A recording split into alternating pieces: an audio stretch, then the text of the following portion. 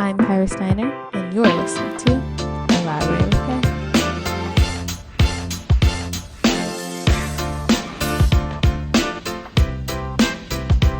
Elaborate with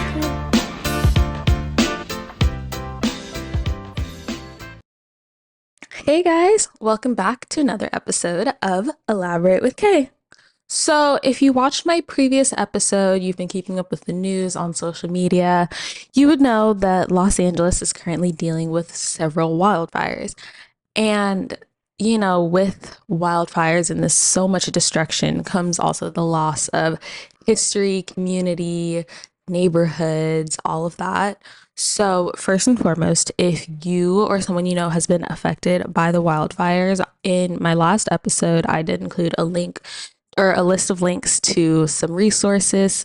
But in the past week, since that episode came up, a lot of new resources have developed, such as new donation centers, shelters, just all of these new opportunities. So make sure that you're keeping up with watching the news on social media. You can find all of those resources as well.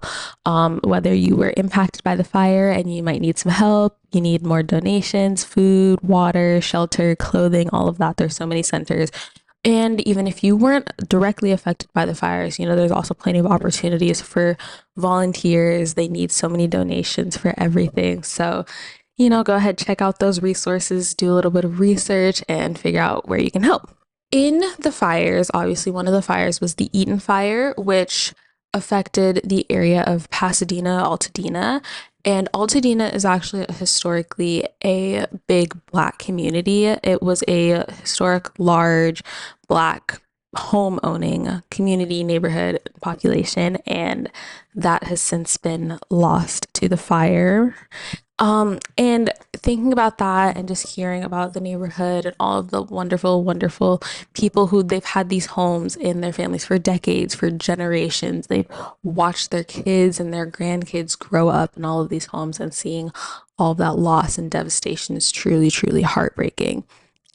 And losing that, we're also losing a part of history as well in all of these neighborhoods, businesses, all of these things. And so that really made me start thinking about the importance of community, especially in a time like this. And so for today's episode, I wanted to talk a little bit about community, not just physical neighborhood communities, but also the importance of, an emotional community, whether that's friends, family, coworkers, a safe space, whatever it is, just the importance of that. So without further ado, let's get started.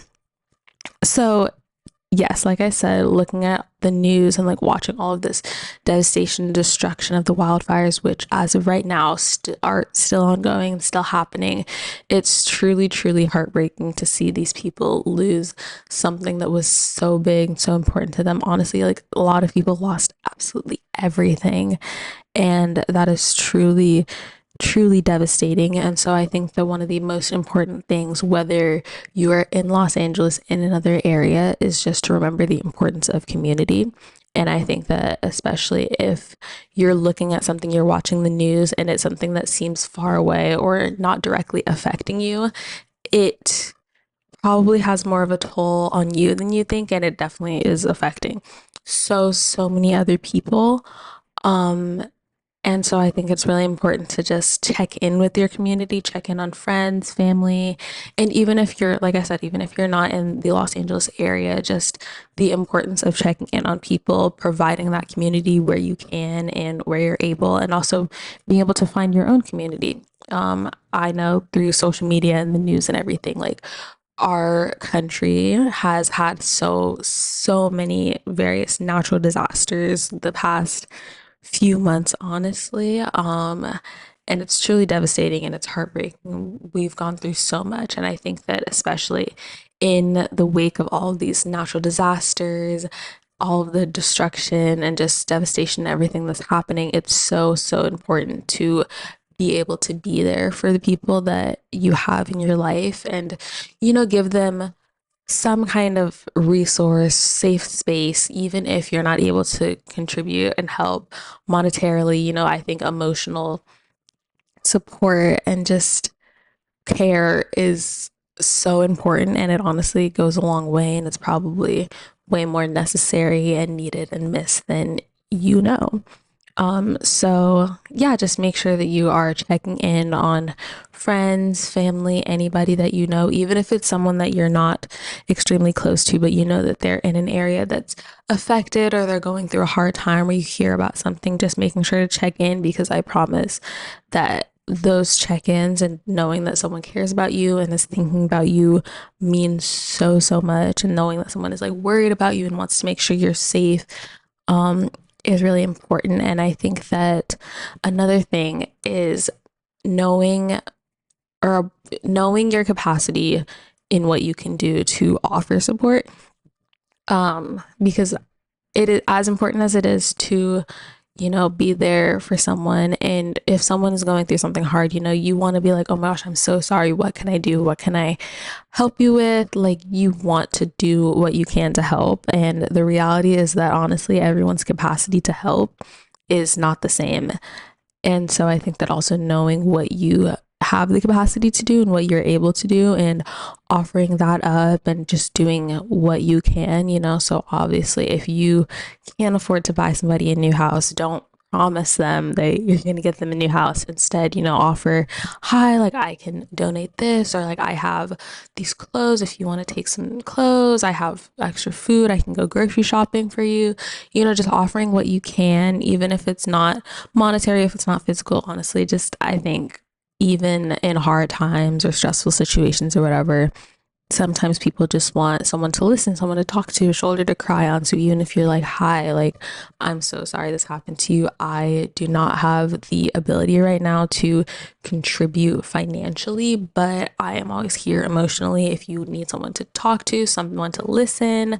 And I think just showing up in whatever way you can, and also checking in on people and seeing what they need, because obviously everyone grieves and copes in various different ways. And so you might have one friend who their coping mechanism is like they need to talk everything out. And then you might have another friend who they kind of just want to sit and be in their thoughts, and they want to be distracted and they want to go out and do something that's going to get their mind off of things. And so making sure that you're also being conscious and cognizant of how different people cope in different situations, and even asking like, hi, like, what can I do that is going to help you the most right now? Like, what can I do to help you feel better in whichever way you're most comfortable with? And I think just making sure that, again, that you're checking in on your community, being conscious of all of that. And when I was planning this episode and kind of thinking about what I wanted to talk about for this week, the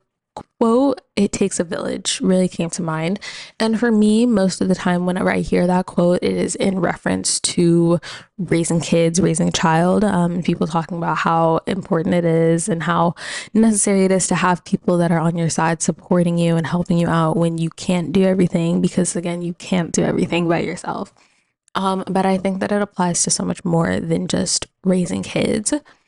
Um, yeah, I don't know. I think I know me personally, I am a very stubborn person, and I like to be able to prove that I can do things myself. And I don't know necessarily who I'm proving them to, but it's sometimes just like a stubborn thing of like, I need to be able to do this.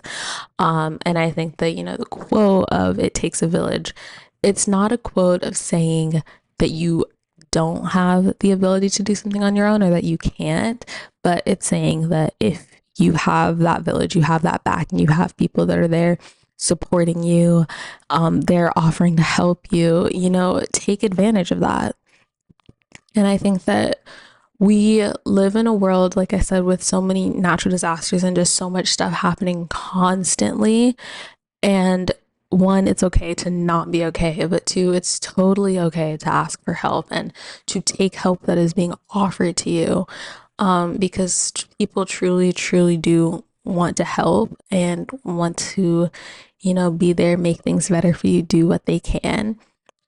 And so the idea of "it takes a village," yes, it might take a village to raise a child, but it takes a village to rebuild a house. It takes a village to build up a family or a business or a community, because it is very important to just have people on your side supporting you, being positive and uplifting you. And on the flip side, it's important to be that person for somebody. I think nobody wants to be surrounded by people that don't believe in them, don't trust them. And if anything, I think the quote or the idea of it takes a village is much less. I think of it more as people that are supporting you and people that want to see you succeed, and not people that don't think that you can do it on your own. I think it's more of like, we want to help you succeed and want to help you reach your goals and do what you can do and build you up, uplift everything. And so that's what I think this quote, I don't know, it just popped into my head when I was thinking about all of the communities that are going through so much and all of the people that have lost everything. And I know I was watching the news earlier and they ran a story about all of these people that had helped their neighbors, people that stayed behind and, fought off the flames in their neighbors' houses and truly just doing what they can to protect not only themselves and their own homes, but the homes of their neighbors and the people in their communities and all of that. And just people that, I think with all of these natural disasters and watching the news, and just so much going on in our world, I think a lot of times we think about things in a numbers point of view, and you hear something and you're like, oh, 9,000 people, blah, blah, blah. And I think that sometimes, especially with just everything with social media, followers, following, like all of that, I think that we can get desensitized to numbers a little bit. But it's important to remember that each one of those numbers is a person with like a family, with a history, with goals and dreams and memories and just so much. And so just thinking about the fact that, it's not just numbers, it's people, and people are going through something all the time, every day. And you may never know the full extent to what someone else is going through, but just the importance of finding your community, being there for your own community. So, if you have a group of friends, making sure that you're there for them, that you're checking on them, and also surrounding yourself with people that not only that you care about, but people that care about you in the same way. And knowing that you're there for someone just in the same way. If you were going through something, they would be there for you, in whatever capacity they can be. And just building up your community, uplifting them, checking in, I think is so important. And yes, it's really important for people that that are evacuated or affected by the fires or the storms and any natural disaster that's going on. I think is super important to check in on them. But I think we should also let this be a reminder to us that when life goes back to quote unquote normal, or all of these natural disasters and the news and everything isn't necessarily in the forefront of your mind anymore, just remembering to constantly be checking in on the people that you care about, the people in your community, doing what you can to help. Because like I said, even if it's not a natural disaster going on, you never know the full extent of what somebody is going through, if they're having a bad day, a bad week, just a bad hour. And I truly think that even just a small text of, hi, I'm thinking about you, how are you doing, checking in, showing people that you really truly love, care about them, you're worried, that you're thinking of them, I think it goes a long way, and it probably means more to them than or than you'll ever know.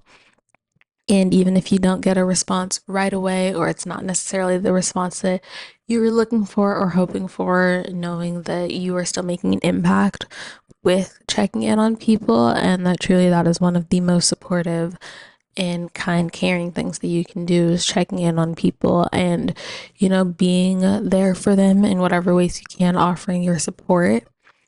And yes, but I think that is all for our episode this week. Thank you so much for listening. As I mentioned, please be sure to check out the list of resources in the last episode if you want more information about the fires happening in LA, where you can go to get more information, find donations, all of that. And then again, do more research, because there are new organizations, donation centers, shelters popping up every day. in various different areas. So just, keeping an eye out for that, watching the news, keep yourself informed, and checking in on the people that you love and care about can make all the difference. But yeah, thank you so much for watching, and I'll see you next Sunday. Bye. And yeah, talk to you next Sunday.